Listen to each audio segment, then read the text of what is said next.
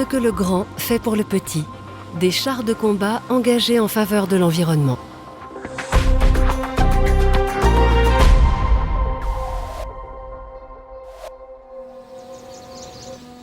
C'est l'été sur la place d'armes de Thun. Autour des plans d'eau, on trouve des spécimens rares de libellules, des couleuvres à collier ou des grenouilles vertes, des espèces peu communes de crapauds calamites et de sonneurs à ventre jaune, ainsi qu'une impressionnante variété d'insectes volants et une grande richesse florale.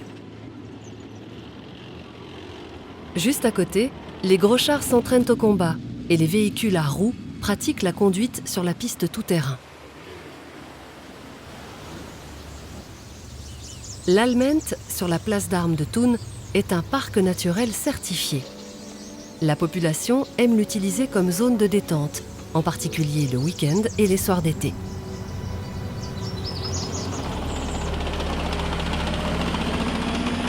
Mais comment fonctionne cette symbiose entre la nature et la technique? Depuis 2003, tous les ans, en janvier, le char de combat Léopard est engagé comme jardinier au service de l'environnement. Ses chenilles brisent la fine couche de glace et labourent profondément le sol marécageux. La puissance et le poids de ce colosse d'acier laissent forcément des marques dans le paysage. Pas un brin d'herbe n'est épargné. Peut-on vraiment alors parler de protection de la nature et de l'environnement?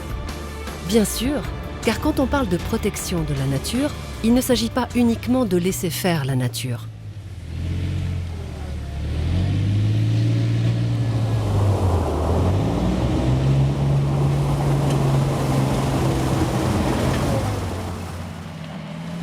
Le Centre de compétences protection de la nature du DDPS a donc commencé à collaborer avec le commandement de la place d'armes et le centre logistique de l'armée pour préserver et rétablir des biotopes dignes d'être protégés. Parmi les biotopes dignes d'être protégés, il y a des marais qu'il faut effectivement traiter avec beaucoup de précautions, car ils se sont formés lentement au cours des millénaires. Et puis il y a aussi des biotopes pionniers, ce sont les plus rares à l'heure actuelle.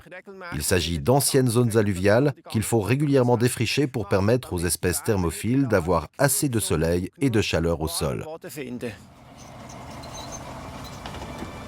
La protection de la nature et l'utilisation militaire travaillent donc main dans la main sur la place d'armes de Thun, dans un contexte où il ne faut surtout pas prendre de gants. Et c'est pour cette raison qu'en ce matin de janvier, le char de combat Léopard accomplit une tâche qui prendrait une semaine entière à une drague conventionnelle. Avec ses 56 tonnes, le Léopard retourne la terre et aplatit toute la végétation, créant ainsi des creux qui offriront de la place à de nouveaux biotopes. Ce que le grand fait pour le petit. Voilà le précepte selon lequel l'armée utilise la place d'armes à grande échelle. Elle entend ainsi perpétuer la biodiversité dans cet espace qui abrite une faune et une flore protégées au niveau national.